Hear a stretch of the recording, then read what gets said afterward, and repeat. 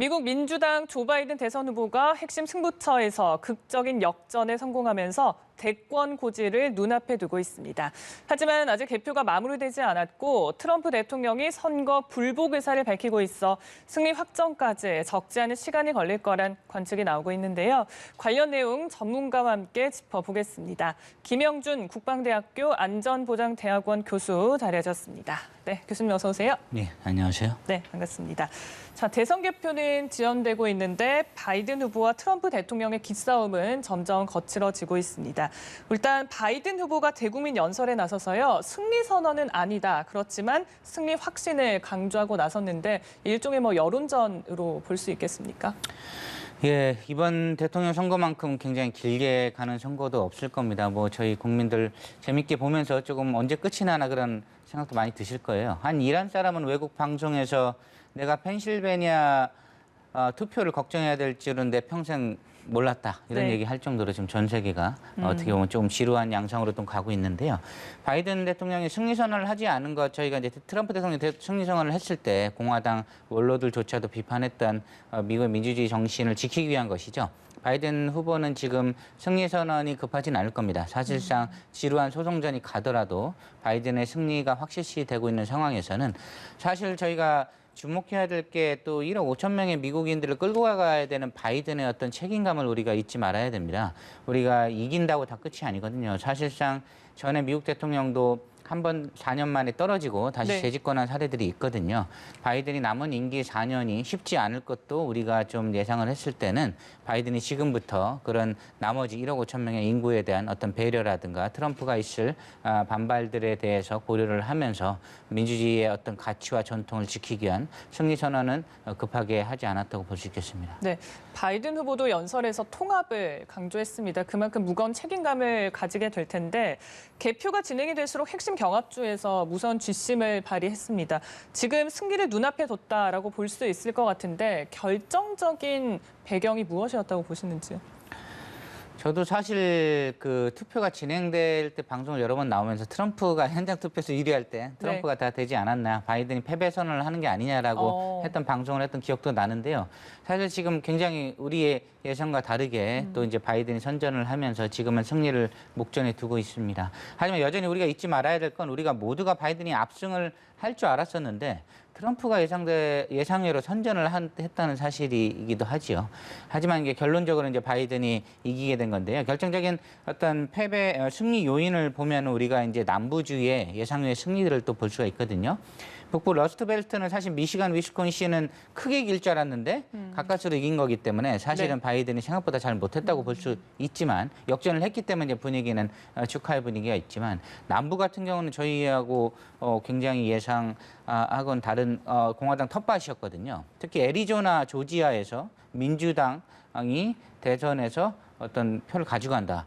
혹은 노스캐롤라이나가 위험에 처할 뻔했다. 이런 거는 미국의 어떤 선거 역사에서는 굉장히 충격적인 겁니다. 우리로 보면은 대구나 광주에서 반대표가 나온 거라고 볼 수 있을 정도로 놀라운 사실인데요. 네. 사실 이런 것들이 전혀 기존의 어떤 징후가 없었던 건 아니고 조지아주의 이제 스테이시 에브람스라고 흑인 여성이 어떤 상원의원이나 이런 걸 나갔을 때 굉장히 성공 확률이 높았던 선거가 2년 전에 있었어요. 네. 그때부터 이제 조지아주에 대한 어떤 그런 민주당의 어떤 기운도 느껴졌고 결정적인 많은 보도를 보셨겠지만 남쪽이나 서부로 동부의 어떤 인구들이 이동을 하기 시작합니다. 뉴욕이나 이제 이런 곳에 월세가 너무 비싸고 우리나라도 부동산 때문에 난리지만 거기도 부동산 때문에 수많은 사람들이 돌아가기도 하고 흑인 중에 이제 진보적인 어떤 도심지의 흑인들이 나는 고향으로 돌아가리라 하면서 백투더 사우스죠. 바람과 사라지다를 연상하게 하는 그런 이제 남부로의 대이동이 다시 일어났거든요. 이게 바로 남부를 우리가 어떤 공화당의 텃밭인 줄 알았던 보수의 상징인 남부가 다시 이제 진보로 옮겨지는 인구 이동의 결정적인 역할을 하거든요. 지금 미국의 언론들을 많이 보시면 이 인구가 결정적인 어떤 바이든 승리의 또 하나의 요건이 됐다. 보수의 아성인 줄 알았던 남부에서 텍사스까지도 바이든의 선전을 우리가 기대할 정도가 된 것은 이런 인구 이동, 미국 내 어떤 부동산, 동부 지역의 부동산 상승으로 인한 여러 가지 인구들이 땅값이 저렴하고 살기가 좋고 상대적으로 질이 좋은 서부와 남부 따뜻한 곳으로 이동을 하기 시작하면서 네. 진보적인 유권자들이 전국으로 확산이 된 거죠. 그전에 동부 서부에 이제 블루 스테이트가 우리가 기존에 알고 있던 세법이었거든요. 네. 안쪽은 다 빨갛고 겉에 이제 파란색만 딱 치던 게 우리가 알고 있던 미국인데 지금 이 파란색이 이동을 했다는 거죠. 지금 그래서 파란색에 애리조나도 있고 조지아도 있고 마지막으로는 죽은 맥케인이 산 트럼프를 이겼다고 할 정도로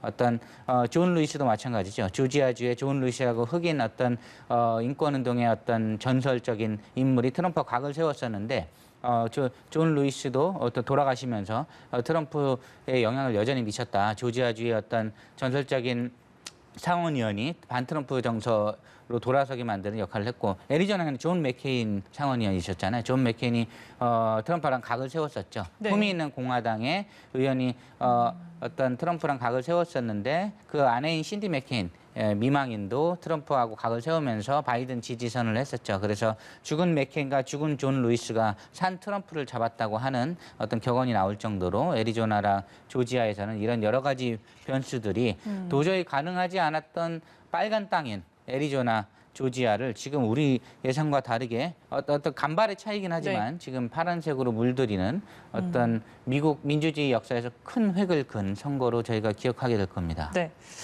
트럼프 대통령은 계속해서 불복 의사를 드러내고 있습니다.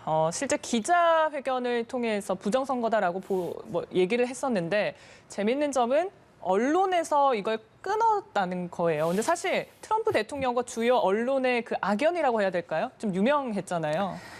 우리나라도 이제 노무현 정부라든가 이번 지금 문재인 정부, 그 전에 이제 이명박 박근혜 정부와 어떤 그 색채가 다른 언론 간의 어떤 갈등은 우리도 많이 갖고 있죠. 네. 하지만 지금 트럼프 대통령과 미국의 언론이 갖고 있는 이런 극단적인 경쟁하고는 비교가 안 될 정도입니다. 소송은 기본이고요. 원색적인 비난들을 서로 많이 했었죠. 어디서부터 잘못된 건가요? 사실은 트럼프 대통령의 인간적인 혐오, 어떤 인성에 대한 혐오, 인종차별주의자, 여성에 대한 성차별주의자 이런 것들에 대해서 굉장히 많은 주류 고학력층으로 이루어진 어떤 주류 언론들의 혐오감은 우리가 이해할 수 있는 부분들이 있는데 흥미로운 건 이런 게 있어요. 네. CNN 같은 경우는 폭스뉴스보다 시청률이 너무나 낮아가지고 미국 내에서 이런 농담이 있었거든요. 영어 공부하는 한국, 중국, 일본 빼곤 CNN을 아무도 보지 않는다 할 정도로 네. CNN이 굉장히 시청률이 바닥을 치면서 문을 닫을 정도 위기가 있었습니다. 오바마 말기 때. 그때 트럼프 대통령이 선거 출마를 선언을 한 거죠. 그러면서 CNN에서는 도저히 용서할 수 없는 트럼프라는 어떤 몬스터죠. 일종의 어떤 트럼프라는 기이한 인물이 네. 대통령이 되는 것을 도저히 용납할 수 없기 때문에 여러 가지 트럼프의 기이한 행적들에 대해서 끝없는 비난 보도를 하기 시작하면서 CNN의 시청률이 급증을 하기 시작합니다. 그래서 CNN의 시청률이 급증하고 광고율이 오르면서 CNN이 다시 주류 언론으로서 자리 잡을 수 있는 역사의 아이러니가 있었어요. 네. 이때 나온 말이 이제 트럼프의 페이크 뉴스라는 말이 이때 전 세계적으로 처음으로 나오기 시작한 거죠. 가짜 뉴스와 전쟁을 하겠다. 지금은 흔히 쓰이지만 사실 지적 재산권이 트럼프한테 있습니다. 가짜 뉴스라는 용어를 확산시킨 건 트럼프가 이런 주류 언론과의 싸움에서 가짜 뉴스라는 말을 썼고 그 네. 지지자들이 썼기 때문이죠. 그래서 우리가 이제 NBC라든가 미국의 어떤 MSNBC 그리고 CNN 이런 주류 언론들은 트럼프 대통령과 어제 오늘이 아니고 계속 사이가 안 좋았고요. 트럼프랑 대통령하고 사이가 좋았던 건 폭스뉴스밖에 없다고 봐야겠죠. 미국의 보수 언론이라고 하면 주로 월스트리트저널, 폭스뉴스가 있지만 폭스뉴스를 제외하고는 트럼프 대통령과 굉장히 사이가 안 좋았고 폭스뉴스조차도 중간중간 갈등의 요소가 있었었는데 지금 이런 대통령 어떤 인터뷰 중에 그거는 전 세계에서는 볼 수 없는 상황이지만 미국 사람들은 이 정도도 승복하지 못하고 승리 선언을 하는 트럼프 대통령에 대한 어떤 주류 언론들의 불편함, 신기가 굉장히 또 받아들여지는 부분이 또 있는 것 같아요. 우리가 보기에는 어떤 굉장히 놀라운 어떤 일들이 매일 일어나고 있습니다. 네. 어쨌든 좀 개표가 다 완료가 돼서 빨리 승리 선언할 수 있는 상황이 되면은 그래도 좀 괜찮아지지 않을까라는 생각이 드는데 지금 연방 대법원에서 늦게 도착한 펜실베니아 우편 투표 분리 집계하라라고 했어요. 왜 이런 판결을 내린 겁니까? 저희가 사실 이제 미국의 어떤 투표에 관한 여러 가지 대부분은 주 법원의 어떤 그 권한이 있습니다. 연방 대법원까지 마지막 단계 가는 것이죠. 그런데 이제 주별로 다 다르거든요. 일찍 도착한 선거 당일날 도착하면 인정하는 주들이 있고 플로리다는 그래가지고 같이 개표를 한 거고 펜실베니아라든가 다른 나라들 다른 주들 여러 주들은 또 며칠까지 봐주기도 하고 네바다는 일주일까지도 봐주기도 합니다. 근데 펜실베니아 같은 경우가 지금 중요하기 때문에 이런 것들에 대해서 소송 제기가 됐고 이런 것들이 어떤 식으로 나중에 이제 검증을 해야 되는 상황이기 때문에 그런 법원에 이제 판결들이 있는 것인데 사실 이런 걸로 뒤집을 수 있느냐 이런 네. 것들을 봤을 때는 사실 좀 힘들다고 보는 것이죠. 근데 트럼프 입장에서 굉장히 억울하긴 할 겁니다. 보통 이렇게 우편 투표나 사전 투표가 높았던 선거는 없었거든요. 사실 전체 유권자 수 중에 거의 대부분이 우편자 투표나 사전 투표를 했던 걸로 지금 코로나 상황에서 나오는데 트럼프 대통령은 현장 투표에서 자기가 유리했기 때문에 선거를 뺏겼다는 느낌이 많이 들 정도로 이런 것들에 대한 어떤 억울함들을 호소하고 있는데요. 그런 이제 소송이 걸렸기 때문에 그런 것들을 나중에 어떻게 확인하는 차원의 일들이 있을 걸 대비해서 그런 것들이 지금 진행이 된다고 네. 보시면 되겠습니다.